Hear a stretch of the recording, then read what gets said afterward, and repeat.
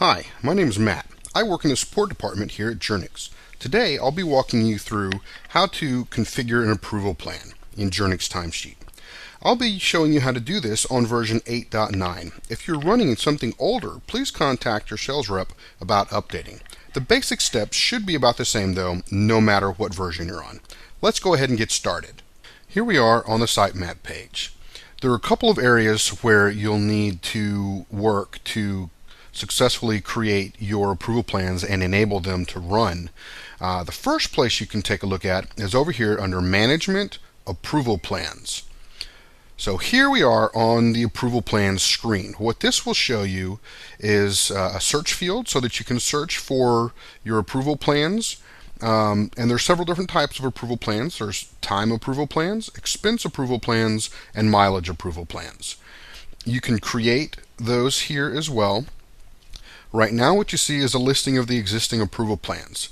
This is the org chart time approval plan template. We'll get into that in another video.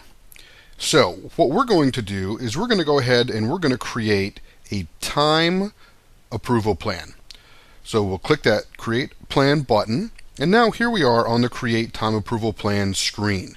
You'll see those multiple options here. First thing that you're going to need to do is give it a name. We'll call it Test Plan. And we'll want to set it to currently active, yes. Otherwise, if it's not active, then it will not function. So the next thing you're going to want to do is you're going to want to set the approver for this plan. So basically what an approval plan is it's the ability for a user, once they've entered their time, expense, or mileage, to submit it to a supervisor, a manager, and for that supervisor or manager to say, yes, this looks good, or no, it doesn't. If they say, yes, it looks good, then it's approved. If they say, no, it's not, then they have the option to reject it.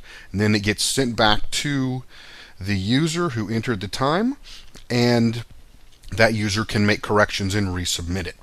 So what we're going to do is we're going to select a manager. We'll select Test Manager here. As far as people that show up in this approver full name option, you have all of your administrators and any user that has the standard manager role or a custom role that has one of the two approver abilities built into it. So we're just going to go ahead and select Test Manager. Also, what you'll see here is the ability to have more than one approval level. What this allows you to do is have a tiered approval plan. So say you're going to have somebody's supervisor approve their timesheet, and then that supervisor's boss approve it, and then have it say go to finance for them to do their final approval on it prior to running payroll or billing. And that's all there is to that. We also allow for backup approvers at each level. So if Test Manager is not able to approve in a timely manner, we can set it up so that the administrator of the system or whomever we select from that list can go ahead and do the approvals. Alright, so moving down here, each approval plan has these different options for email notifications that can be sent to your users. Each email notification has the option to turn it off and on. So right here we have notification for rejection, which means that if the supervisor rejects the user's sheet, then this email would go back to the user and say your sheet has been rejected and give the reason that the supervisor rejected it. And you can look through each one of these and see which ones fit the best for your company. You can also tweak or customize the text that's here. Now you'll also notice that there's these little tags here.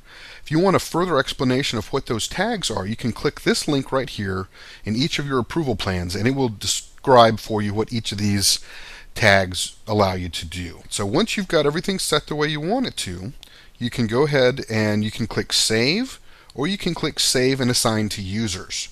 So I'm going to go ahead and click Save and Assign to Users. I'm going to select the users that I want to have this plan apply to. So I want to search for all users, and I'm going to select Test User. And I'm going to select Test Plan, Then I'm going to assign the approval plan to the test user.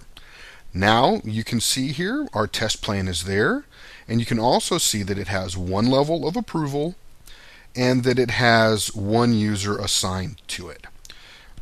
You can click here to assign users to this plan.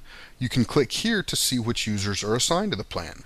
So once you have your approval plan created, what you'll need to do to enable the notifications and approval plans throughout the system is come to Configuration, System Settings, Approval, and Auditing. On this screen, down in the Email Settings section, you'll see that there's an option for Activate Approval Emails and Send Daily at.